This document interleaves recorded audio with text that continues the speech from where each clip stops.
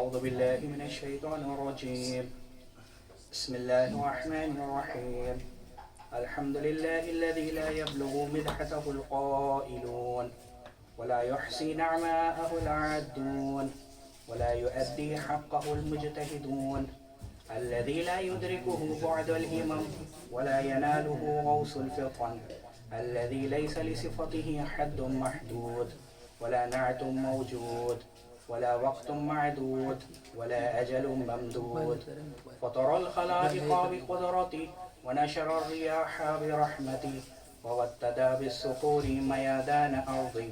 أول الدين معرفته وكمال معرفته توحيده وكمال توحيده الإخلاص له وكمال الإخلاص له نفي الصفات عنه لشهادة كل صفة أنها غير الموصوف وشهادة كل موصوف أنه غير الصفة. ثم الصلاة والسلام على أشرف الأنبياء والمرسلين ولا يقاس بآل محمد عليهم السلام من هذه الأمة أحد هم أساس الدين وعماد اليقين. أما بعد فقد قال سبحانه وتعالى في كتابه المبين وهو أصدق الصادقين وقوله الحق. بسم الله الرحمن الرحيم. قل إن كنتم تحبون الله فاتبعوني يحببكم الله. صلوات بر محمد وآل محمد.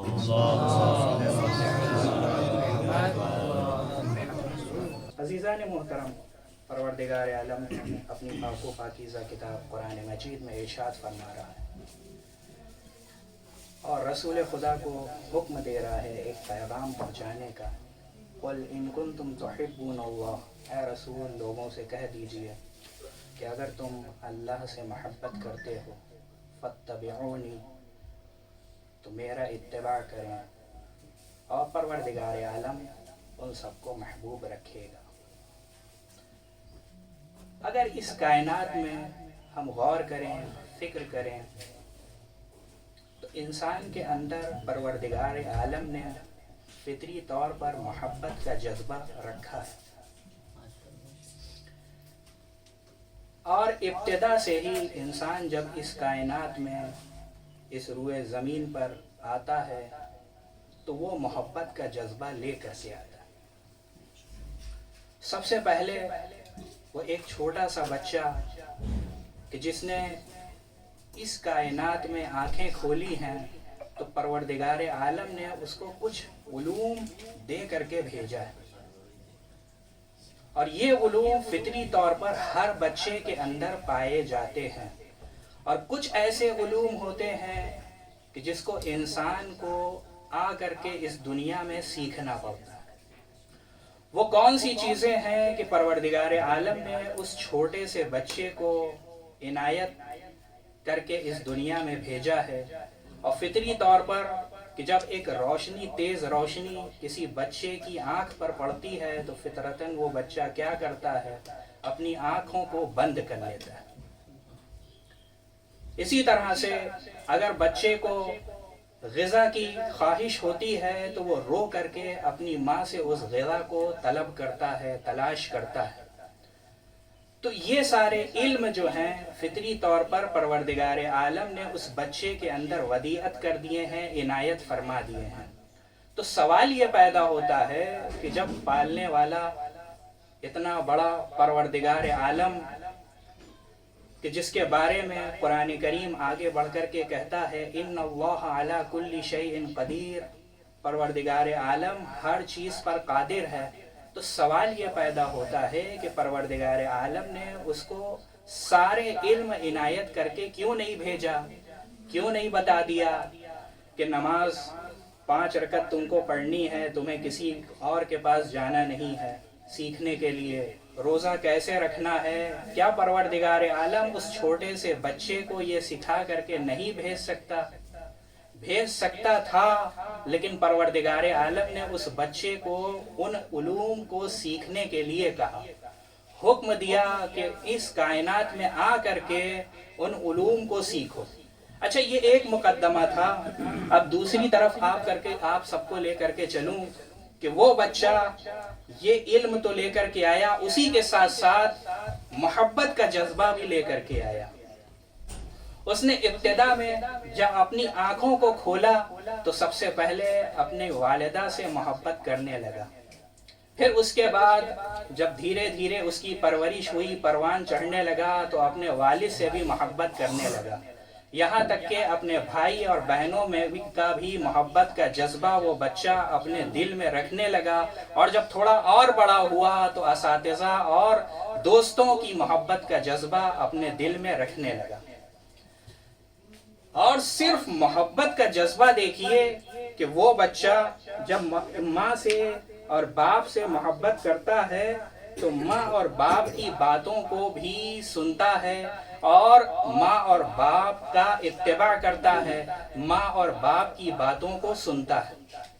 اسی طرح سے دھیرے دھیرے اس محبت کے جذبے میں بھی کچھ مراتب ہوتے ہیں کہ جس طرح سے وہ اپنے والدین سے محبت کرتا ہے اس طرح سے اپنے بھائی اور بہن سے محبت نہیں کرتا۔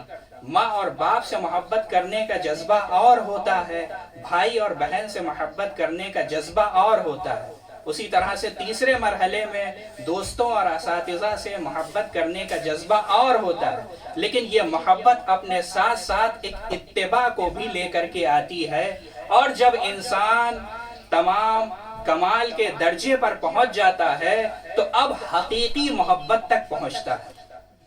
وہ حقیقی محبت اس بچے کی کون سی ہوتی ہے؟ وہ محبت اپنے پروردگار عالم سے محبت کرنے لگتا ہے۔ تو ہم نے تو اس کائنات میں دیکھا کہ جب انسان یا جب کوئی بچہ کسی سے محبت کرتا ہے تو اس کی پیروی کرتا ہے، اس کا اتباع کرنا شروع کر دیتا ہے، لیکن سوال یہاں پر پیدا ہوتا ہے کہ جب پروردگار عالم سے محبت کرتا ہے تو پروردگار عالم اس کو حکم دے رہا ہے کہ اے انسان تو مجھ سے تو محبت کر رہا ہے، لیکن اگر تو مجھ سے محبت کرتا ہے تو میرے رسول کی پیروی کر، میرے رسول کا اتباع کر۔ تو سوال یہ پیدا ہوتا ہے کہ پروردگارہ جس طرح سے تو نے اپنی پیروی اور اپنا اتباع کرنے کا حکم دیا ہے تو اسی طرح اپنی محبت کا حکم دیا ہے، اسی طرح سے اتباع کا بھی حکم دے دیتا۔ اگر ہم قرآن کریم کی دوسری آیتوں کو دیکھیں، پروردگار عالم ان آیتوں میں کیا ارشاد فرما رہا ہے؟ اطیعوا اللہ واطیعوا الرسول، کہ اللہ کی اطاعت کرو، اس کے رسول کی اطاعت کرو۔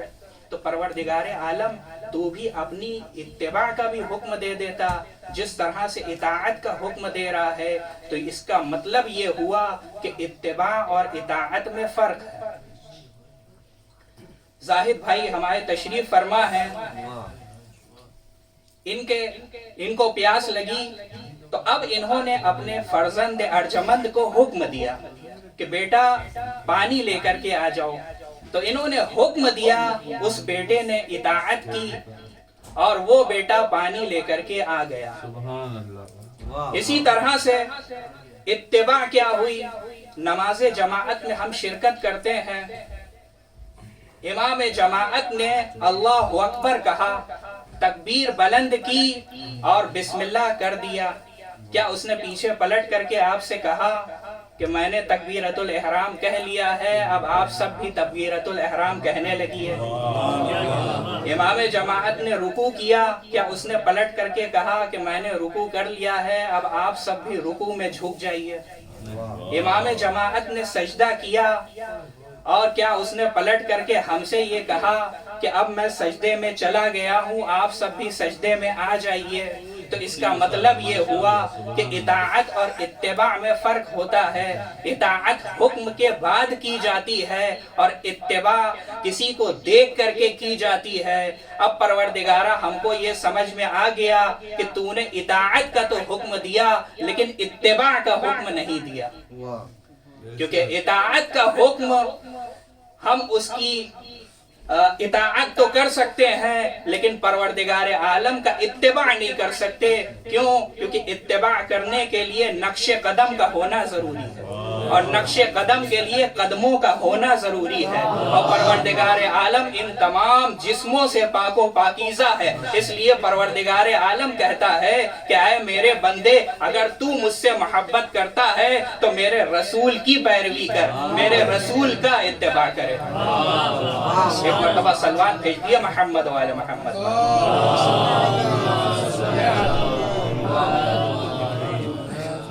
پروردگارہ یہ بات تو سمجھ میں آ گئی کہ اتباع اور اطاعت میں فرق ہے، اور کیوں تو نے اطاعت کا حکم دیا اور کیوں تو نے اتباع کا حکم نہیں دیا۔ لیکن پروردگارہ یہ بات تو ہم نے سمجھ لی کہ ہم کو رسول کا اتباع کرنا ہے، رسول کی پیروی کرنی ہے، لیکن پروردگارہ یہ کائنات بہت لمبی ہے، اس کائنات کو قیامت تک جانا ہے، اور قیامت تک دنیا میں بہت سارے مسلمان آئیں گے، تو اس کا مطلب یہ ہوا کہ رسول خدا کو بھی قیامت تک رہنا چاہیے، کیونکہ اگر رسول خدا قیامت تک نہیں رہیں گے تو یہ جو پروردگارہ تو نے اتباع کا حکم دیا ہے تو 11 ہجری میں ہی یہی حکم منسوخ ہو جانا چاہیے تھا کہ جس طرح سے رسول خدا اس کائنات سے چلے گئے، اب اتباع کا حکم بھی چلا گیا۔ نہیں، یہ اتباع کا حکم ابھی بھی باقی ہے اور قیامت تک باقی رہے گا، لیکن یہ سوال ہمیشہ باقی رہے گا۔ اب یہ سوال کسی بھی قوم کے پاس اس سوال کا جواب نہیں، سوائے ایک قوم کے پاس اس سوال کا جواب ہے، اور وہ قوم آگے بڑھ کر کے کہتی ہے کہ پروردگار عالم نے ایک محمد نہیں بلکہ 12 محمد اس کائنات میں بھیجے ہیں۔ ایک مرتبہ صلوات بھیج دیے محمد والے محمد پر۔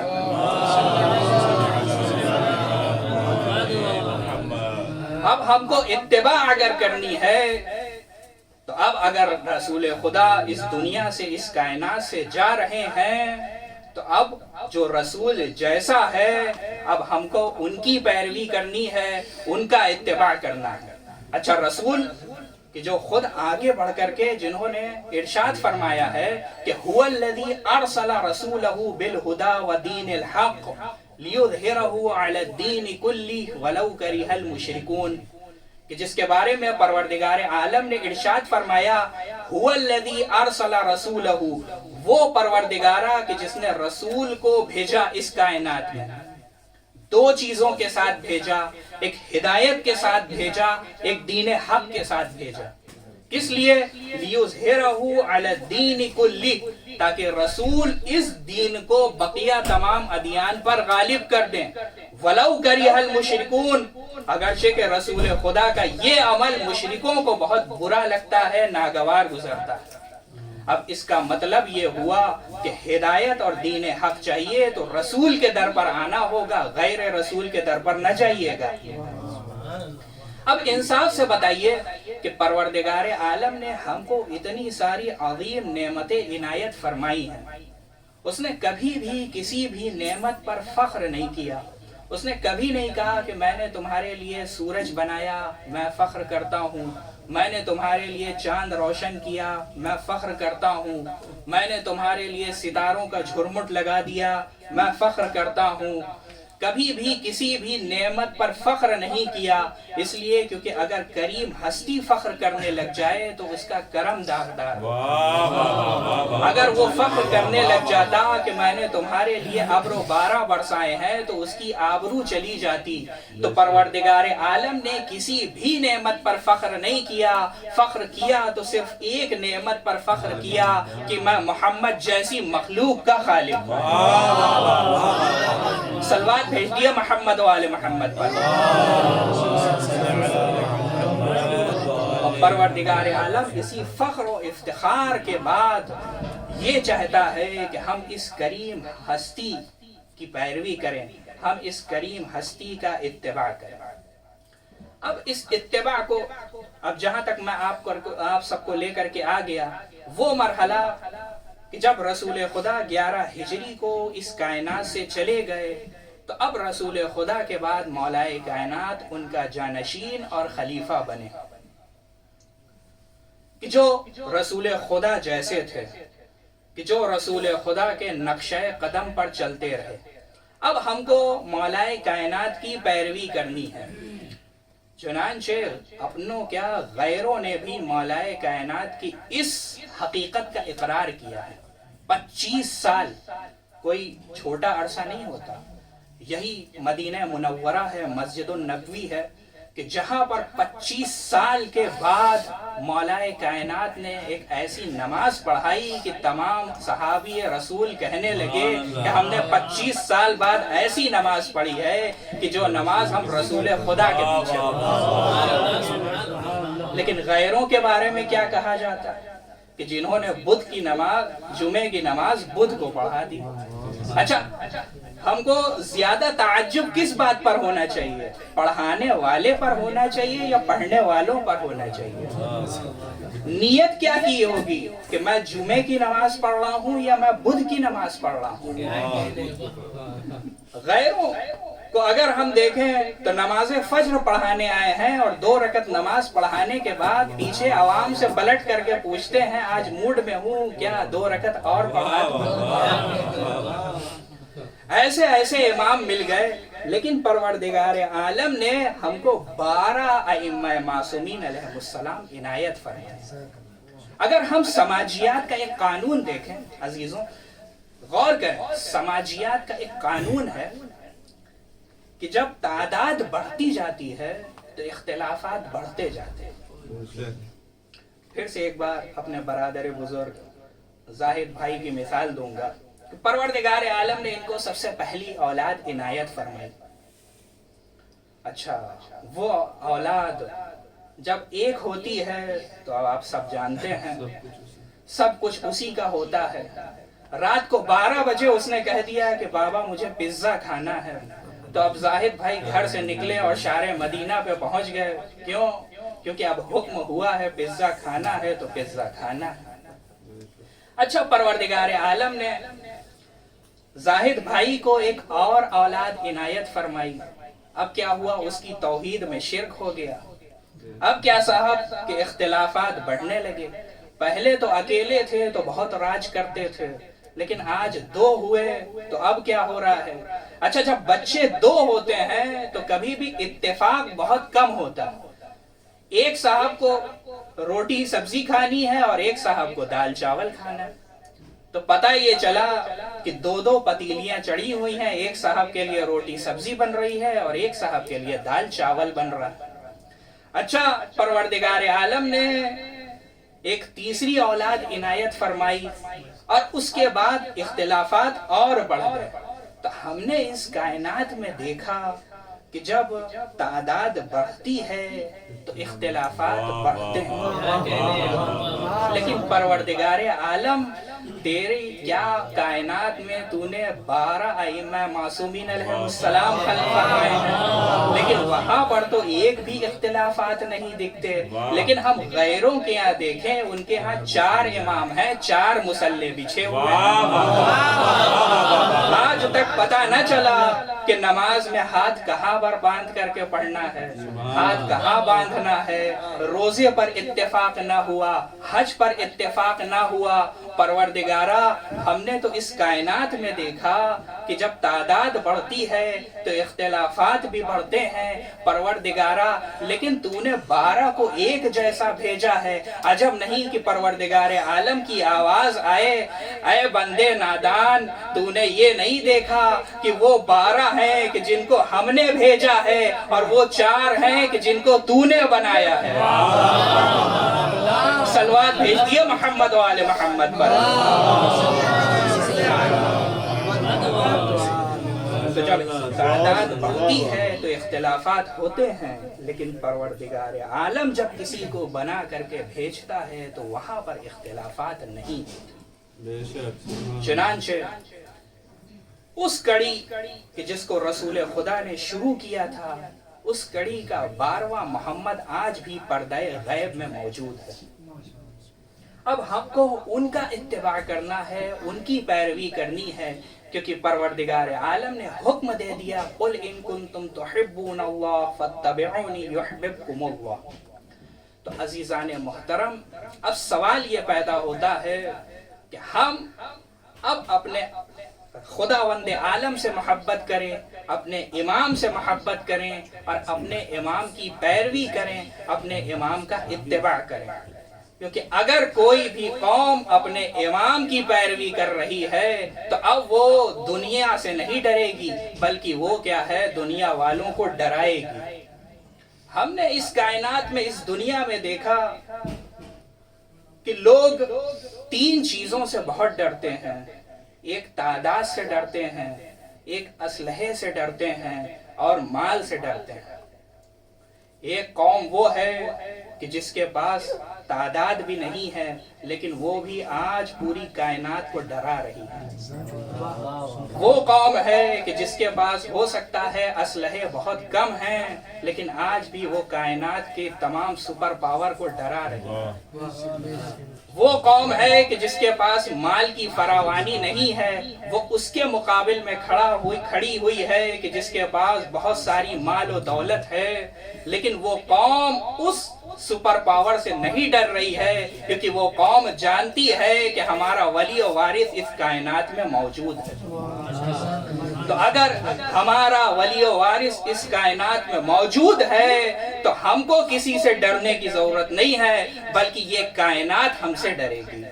ایک مرتبہ صلوات بھیج دیے محمد وآل محمد. بس ضرورت صرف اس بات کی ہے کہ ہم کو اپنے امام سے لو لگانی ہے، ہم کو اپنے امام کے پاس جانا ہے. کیونکہ امام کی طرف سے مدد ملنے میں دیری نہیں ہو سکتی، ہماری مدد مانگنے میں دیری ہو سکتی ہے.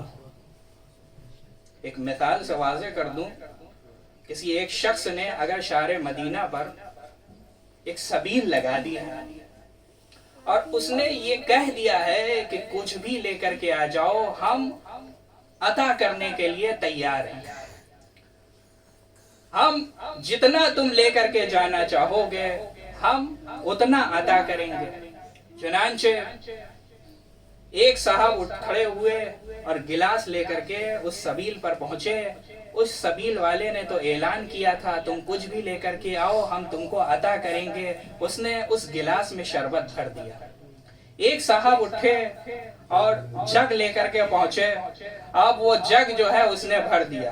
اور ایک صاحب بڑے شاطر تھے، وہ بالٹی لے کر کے پہنچے اور اب اس بالٹی والے کی ملاقات ایک چوراہے پر اس جگ والے سے ہوئی.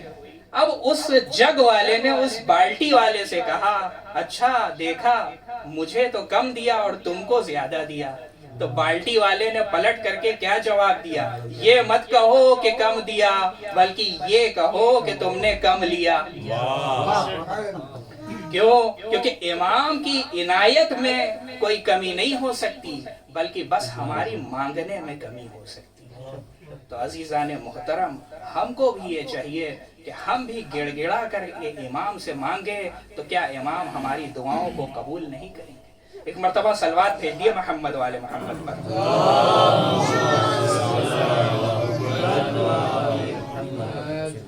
ہم نے اس کائنات میں دیکھا، اس دنیا میں دیکھا کہ جب ایک انسان کسی طویل اور لمبے سفر کے بعد واپس آتا ہے تو اپنے چاہنے والوں کے ساتھ وہ پورا سفر بیان کرتا ہے اور اپنا درد دل بیان کرتا ہے. ایک انسان جب ایک طویل سفر کر کے مثلا اپنے والدین کے پاس جاتا ہے تو بتاتا ہے کہ اس سفر میں کتنی صعوبات کا ہم نے سامنا کیا، کتنی مشکلات کا ہم نے سامنا کیا ہے. عزیزان محترم، 1400 سال گزر چکے ہیں، اس سے زیادہ کا عرصہ گزر چکا ہے.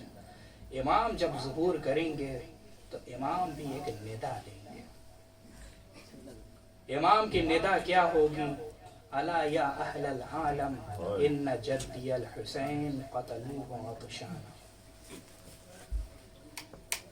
امام کی آواز ہوگی کہ اے اہل عالم، میرے حسین، میرے جد بزرگوار کو پیاسا قتل کر دیا گیا.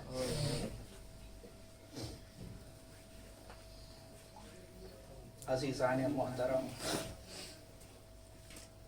روز عاشور کا وہ منظر ہے کہ جو امام کی نگاہوں میں آج بھی باقی ہے. امام اس کو یاد کر کے آج بھی گریہ وزاری کرتے ہیں۔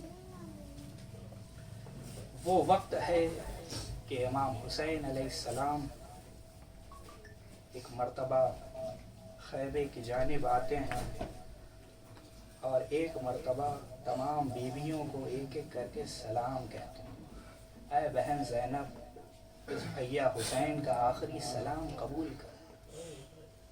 ماں کی کنیز فضہ، اس غریب حسین کا آخری سلام قبول کرو۔ اللہ اللہ، وہ وقت بھی آیا کہ امام گھوڑے پر سوار ہو کر کے، ذوالجناح پر سوار ہو کر کے مقتل کی جانب بڑھنا چاہتے ہیں، تو امام کا ذوالجناح آگے نہیں بڑھ رہا ہے۔ ہاتھ جوڑ کر کے میں ذوالجناح سے کہوں گا، اے ذوالجناح، ہم بھی جانتے ہیں کہ روز عاشور تو بھی تھکا ہوا ہے، تو بھی بہت پیاسا ہے، تو بھی بہت بھوکا ہے، یہ آخری زحمت ہے، اور یہ آخری زحمت بھی آدھی زحمت ہے، امام کو مقتل تک تو پہنچانا ہے، لیکن امام کو مقتل سے واپس نہیں لانا۔ اللہ اللہ، وہ وقت بھی آیا کہ امام اس ذوالجناح پر سوار ہو کر کے مقتل کی جانب بڑھتے ہیں، اور امام نے ایسی جنگ کی کہ فوج اشقیاء میں بھگدڑ مچ گئی۔ امام حملے کرتے جاتے ہیں اور امام کہتے جاتے ہیں، ارے کہاں بھاگ رہے ہو، تم نے میرے بیٹے علی اکبر کو مار دیا، ارے کہاں بھاگے جا رہے ہو، تم نے میرے قاسم کو مار دیا۔